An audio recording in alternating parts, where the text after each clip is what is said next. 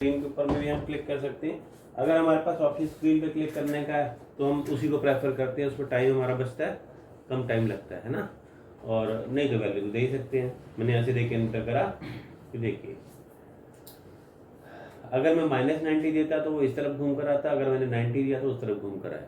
ठीक है, तो रोटेट कमांड में क्या होता है, किसी भी ऑब्जेक्ट को जब हम सिलेक्ट करते हैं वापस हम इसके ऊपर आ जाते हैं। यहाँ पर मैंने एक सिंपल रेक्टेंगल सा बनाया, ये देखो, और आपसे बोला गया कि इसको घुमाना है। हमने कमांड दिया रोटेट का, शॉर्ट फॉर्म RO होती है इसकी, सिलेक्ट करा, enter. Select object base point हर एक कमांड में पूछता है, यहाँ भी पूछा इसने, हमने बता दिया बेस पॉइंट।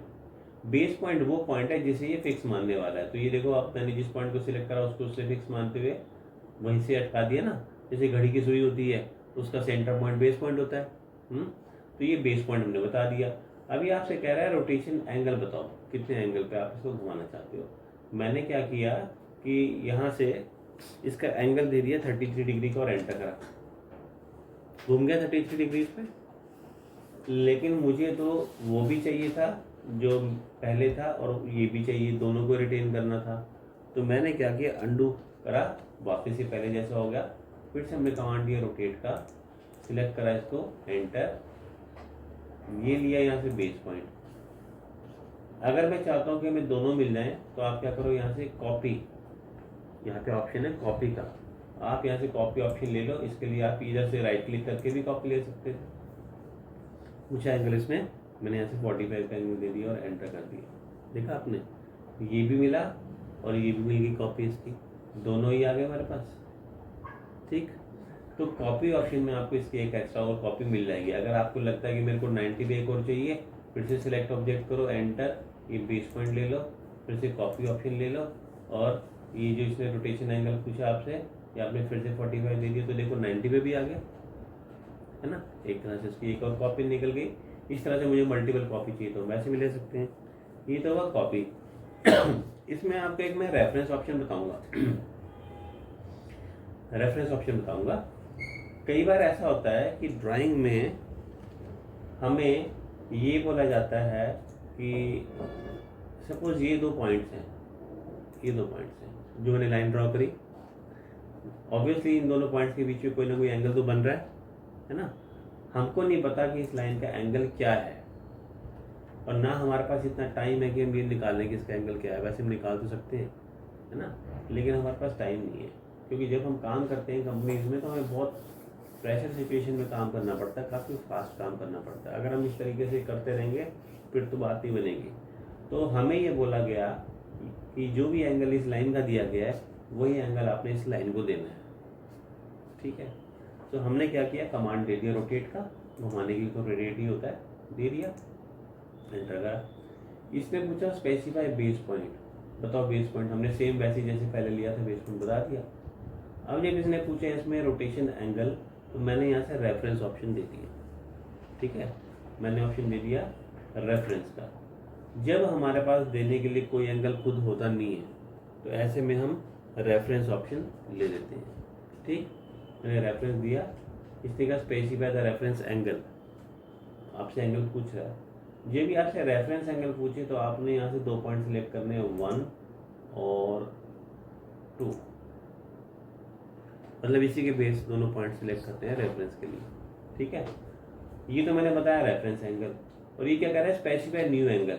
मैंने यहाँ से जाके पॉइंट पे क्लिक करा, पॉइंट्स पे एक यहाँ सिलेक्ट करा पॉइंट न्यू एंगल के लिए, एक पॉइंट यहाँ पे लिया और दूसरा पॉइंट लिया यहाँ पर। ये आपने देखा इसने अपने आप उसको उसी एंगल पे रोटेट कर दिया जिस एंगल पे ये लाइन बनी हुई थी। ठीक है, मतलब ये कि जब हमारे पास देने के लिए एंगल था तब तो हमने सिंपली एंगल दे दिया, पर जब हमारे पास देने के लिए एंगल नहीं है और एक एक्सटर्नल ऑब्जेक्ट है, ये लाइन है ना, वैसे तो ये लाइन ना भी होती ना, मैं इसको मिटा रहा हूँ, लाइन ना भी होती तो मैंने तो पॉइंट ही लेने, तो ये पॉइंट तो हमारे पास है ही वैसे भी, है ना।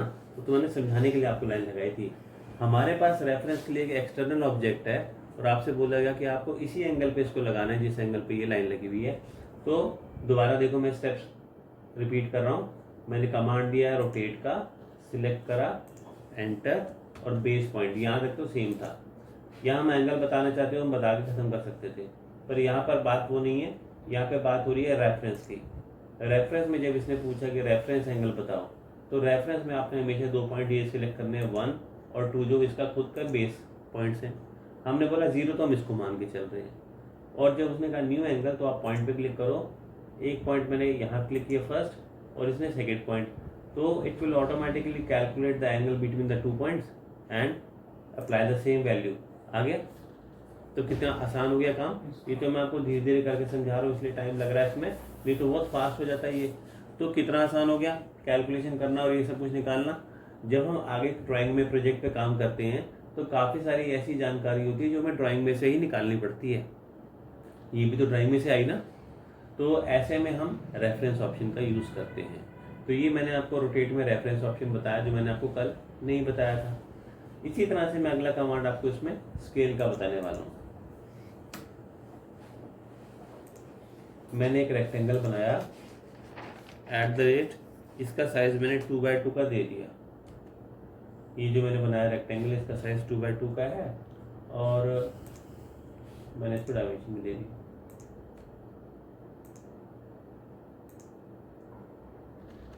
ये सब मैं इसमें क्या कर रहा हूँ और कैसे कर रहा हूँ इसमें हमें कंफ्यूजन होने की जरूरत नहीं है। मैंने कैसे डायमेंशन लगा दी। ये देखो हमारे पास ऑब्जेक्ट 2x2 का था। अब आपसे ये बोला गया कि ये जो साइज हमारे को 2x2 का दिया गया है, इसको आप 3x3 का बना दो। ठीक है, तो हम स्केल कमांड का यूज़ करते थे। स्केल कमांड से आप अपने ऑब्जेक्ट को सिलेक्ट करो, कर लिया, एंटर।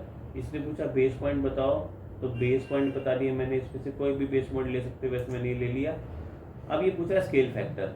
स्केल फैक्टर के बेस पे ये डिसाइड होगा कि ऑब्जेक्ट का साइज छोटा होगा या बड़ा होगा। अगर आपका स्केल फैक्टर 1 से ज़्यादा है तो साइज हमेशा बड़ा होगा, और 1 से कम है तो साइज हमेशा छोटा होगा। फिलहाल आपको कैलकुलेशन कैसे करना है स्केल फैक्टर। हमारे पास जो प्रेजेंट वैल्यू है वो है 2 की, और हम जो न्यू वैल्यू चाहते हैं वो है 3 की। अगर हम 3 को 2 से डिवाइड कर दें तो 1.5 आ जाएगा। मतलब अगर हम 2 को 1.5 गुना करेंगे तो 3 हो जाएगा ना। इसीलिए स्केल फैक्टर में मैंने 1.5 टाइप करा और एंटर कर दिया, तो ये 3/3 बन गया। ठीक है ना।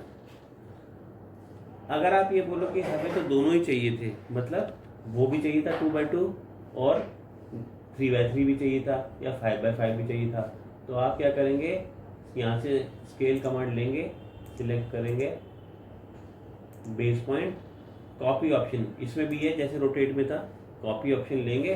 अब की बारी मैंने स्केल फैक्टर 2.5 ढाई गुना दिया, तो मतलब कि ये 5/5 को बन गया। दोनों रह गए, ये भी रह गया और ये भी रह गया। ठीक है, तो कॉपी ऑप्शन सेम वैसी जैसे हमने वहाँ पे करी थी। जो नेक्स्ट मैं आपको इसमें बताने जा रहा हूँ वो क्या है, हमारे पास एक सपोज ऑब्जेक्ट है, वो ऐसे बनी हुई है किसी एंगल पे। जैसे कि ये लाइन आप देख रहे हो, ये मैंने एक लाइन एंगल पे लिखा। आपसे ये बोला गया कि जितनी इस लाइन की लंबाई है उतना तो मेरे को इसका साइज चाहिए। ठीक है, जितनी भी इसकी लंबाई है उतना तो मेरे को ये साइज चाहिए और वही एंगल भी चाहिए। दोनों बातें आ गई। आपको बोला गया कि साइज भी इतना होना चाहिए, मतलब अगर हम इसको चेक करें तो यहाँ से लेके यहाँ तक मेजरमेंट में ये आ रहा है 4.17। आपको ये बोला गया कि ये 4.17 की तो लेंथ ही हो जाए और एंगल भी ये हो जाए। तो मैंने क्या किया, यहाँ से कमांड यूज़ करा स्केल का, सिलेक्ट करा, एंटर, बेस पॉइंट लिया, रेफरेंस ऑप्शन यूज़ किया इसमें भी। स्केल में भी वैसे चलेगा। जब इसने आपसे रेफरेंस लेंथ पूछी तो मैंने यहाँ 2 पॉइंट ले लिए, 1 और 2, 2 पॉइंट ले लिए। जब इसने न्यू लेंथ पूछी आपसे तो आप पॉइंट पे क्लिक करो। सेम रोटेट वाला ही ऑप्शन है इसमें भी कंसेप्ट। जब इसने आपसे पूछे न्यू पॉइंट तो न्यू पॉइंट में आपने लिया 1 और ये लिया 2। ऐसा करते ही आपने देखा ये भी 4.1772 हो गया। इसने अपने आप उसके हिसाब से इसको स्केल आउट कर लिया। रेफरेंस ऑप्शन है, एक्सटर्नल ऑब्जेक्ट थी, लेकिन ये तो स्केल ही हुआ, घूमा नहीं, क्योंकि हमने भी तो स्केल ही किया था ना। अगर रोटेट ऑप्शन का यूज़ करेंगे, तो सिलेक्ट करके बेस पॉइंट, फिर से रेफरेंस लेने पड़ेगा। तो रेफरेंस एंगल पूछा तो ये 2 पॉइंट हमने इसके नीचे के सिलेक्ट कर लिए और न्यू पॉइंट्स पे, इसके लिए पॉइंट्स पे क्लिक करेंगे। मैंने ये 2 पॉइंट लिए, ये देखो इसने खुद कैलकुलेट कर लिया इन दोनों पॉइंट्स का एंगल, तो खुद इसने डिस्टेंस भी कैलकुलेट कर लिया, खुद ही ये भी लगा दिया। आगे हम एक ब्लॉक्स का टॉपिक करेंगे। ब्लॉक को लगाने के समय ये चीज़ का बहुत यूज़ होता है, रेफरेंस